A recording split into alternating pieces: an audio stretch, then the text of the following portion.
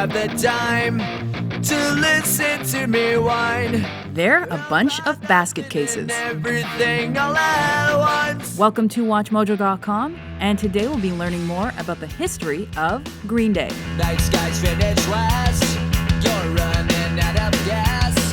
Your sympathy will get you left behind. Punk rock group Green Day formed in California in 1987 when Billy Joe Armstrong and Mike Pritchard, better known as Mike Dirnt, started playing as the band Sweet Children on the local underground punk circuit. With Armstrong as primary lyricist, vocalist, and guitarist, and Dirnt as bassist, the band recruited John Kiffmeyer, or Al Sobrante, as drummer. By 1990, the group was called Green Day and had Frank Edwin Wright III, or Trey Cool, on the skins.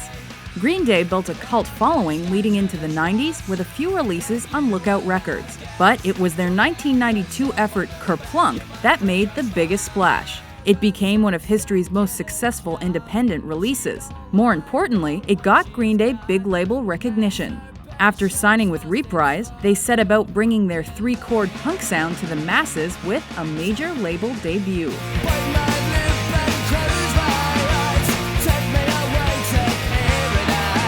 Dookie dropped in 1994 after a 3-week recording session. Intense MTV airplay of singles like Longview propelled the record to mainstream success, while songs like Basket Case, Sometimes I give myself the creeps, and When I Come Around highlighted themes of anxiety, boredom, and sex. I'm a loser and the user, so it's only no accuser to try and slag me down because I know you're right. Green Day promoted the record with Lollapalooza dates, as well as a memorable set at Woodstock '94. Ultimately, Dookie earned them a Grammy for Best Alternative Album. Welcome to paradise. The follow-up to that triumph was 1995's Insomniac.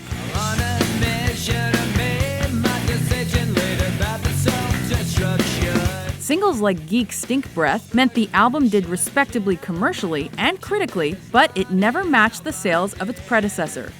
After taking a brief break due to fatigue, Green Day returned with new energy and a new sound on 1997's Nimrod.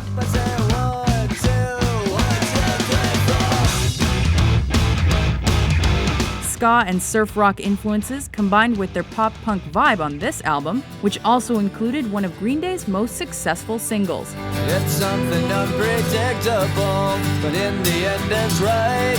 I hope you had the time of your life. They moved further away from their familiar sound on 2000's Warning. I wanna be the minority. This obvious change in direction alienated core fans, and the more upbeat lyrics and mature pop feel earned mixed reviews. Born in, live without warning. It was their least successful major label album yet.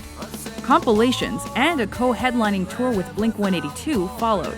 Green Day returned to their roots for their next album. However, when Cigarettes and Valentines was almost complete, the recordings were stolen.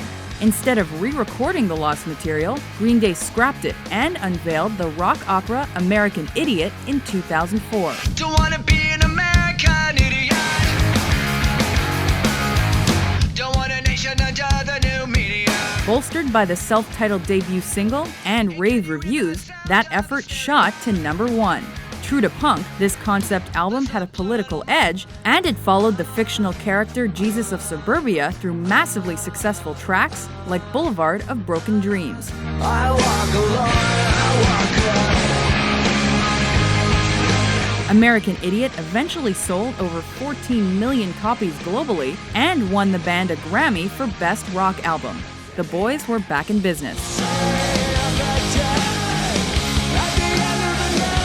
The extravagant live show that accompanied that record was immortalized on the album Bullet in a Bible.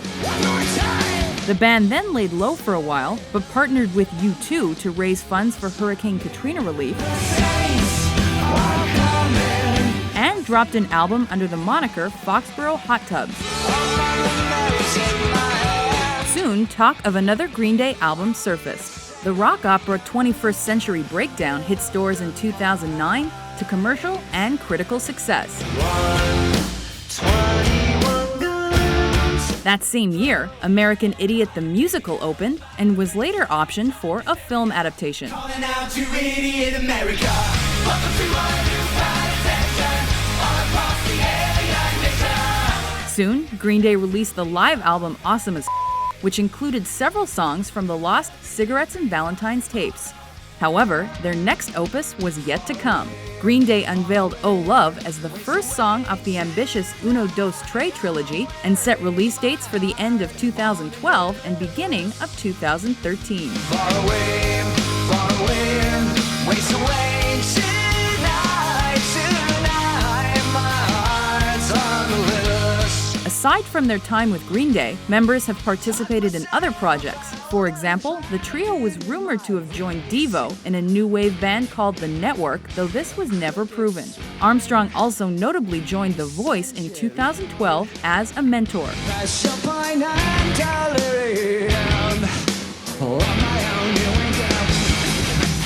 After many ups and downs, Green Day has finally solidified their spot as one of the most important bands to come out of the 90s. They may have started off as young punks, but they've matured to prove that they're no American idiots.